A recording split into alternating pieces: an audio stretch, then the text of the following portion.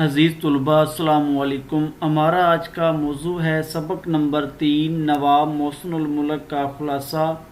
یہ سبق ڈاکٹر مولوی عبدالحق نے لکھا ہے اور اس کا ماخذ ڈاکٹر مولوی عبدالحق کی مشہور کتاب چند ہم عصر ہے۔ اس کتاب میں انہوں نے 15 اشخاص کے جو مشہور بھی تھے، ان میں ایسے لوگ بھی شامل ہیں جن کو اگر مولوی عبدالحق متعارف نہ کرواتے تو ہمیشہ کے لیے ان کو بھلا دیا جاتا۔ ایسے اشخاص کا بھی ان میں خاکہ موجود ہے۔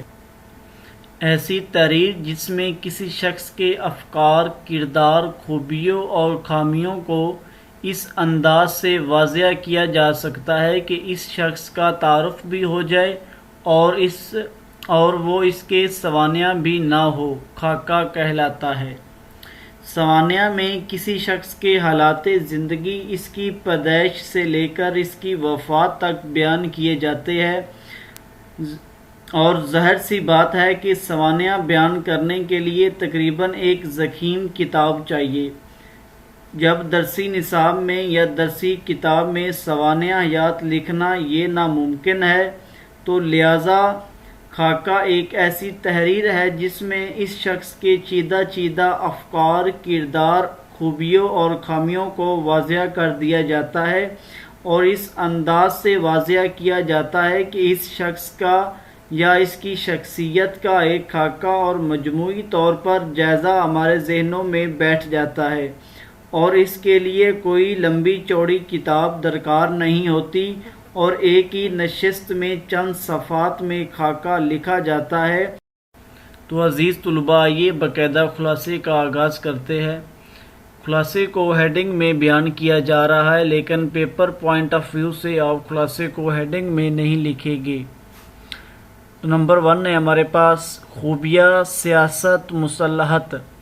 قدرت نے نواب محسن الملک کو ایسی خوبیوں سے نوازا تھا کہ ایک راہ چلتا شخص بھی تھوڑی سی ملاقات میں ان کا متعارف ہو جاتا۔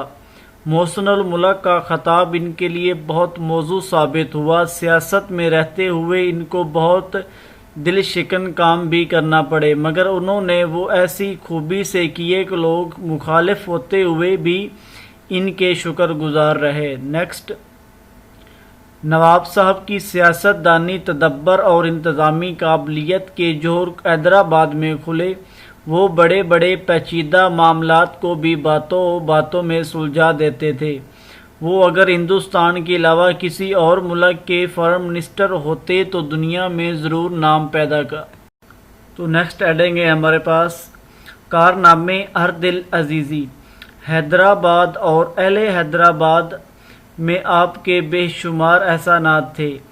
مصری نمونے پر دیانت، حیدرآباد کا بجٹ بندوبست کا محکمہ وغیرہ ان کی یادگار ہے۔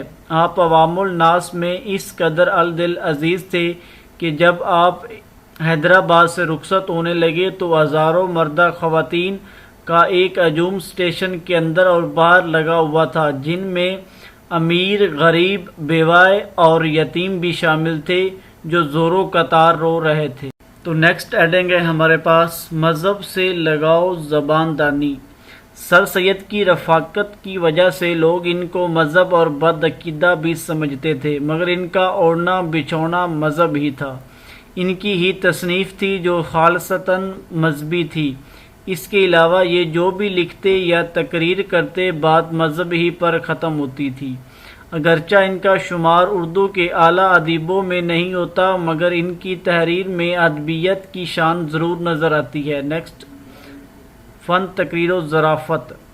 فن تقریر پر ایسا عبور تھا کہ ان کی تقریر سے متاثرہ ہو کر مخالفین بھی ہم نوا بن جاتے، اور بڑے جلسوں میں جب جلسہ برہم ہونے کا اندیشہ پیدا ہوتا تو نواب صاحب کی خوش بیانی اور اس سے مزہ جادو کا کام کر جاتی، اور لوگوں کے چہرے بشاش نظر آنے لگے۔